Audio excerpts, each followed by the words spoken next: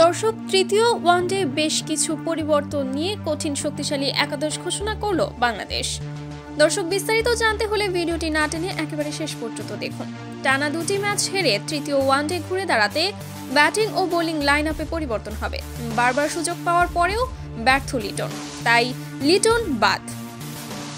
একাদশে ফিরছে পারভেজ ইমন এবং বোলিংয়ে একটি পরিবর্তন হবে। শরীফুলের জায়গায় নাসুম আহমেদ সুযোগ পাচ্ছে এবং পেস বোলিংয়ে দুই পেসার নিয়ে খেলবে। আসুন দর্শক, এক নজরে দেখে নেই বাংলাদেশের কঠিন শক্তিশালী একাদশ। অধিনায়ক মেহেদী হাসান মিরাজ, সৌম্য সরকার, পারভেজ ইমন, তানজিদ তামিম, মাহমুদুল্লাহ রিয়াদ, আফিফ হোসেন, জাকির আলী অনিক, রিশাদ হোসেন, নাসুম আহমেদ, তানজিম সাকিব, নাহিদ রানা। এছাড়াও তিন পেসার নিয়ে খেলবে হাসান মাহমুদ বা তাসকিন আহমেদকে দেখা যেতে পারে। তো দর্শক, আপনাদের কি মতামত এই একাদশ নিয়ে?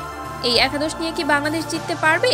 এই বিষয়ে জানিয়ে দিন আপনার গুরুত্বপূর্ণ মতামতটি আমাদের ভিডিওর কমেন্ট বক্সে। ধন্যবাদ।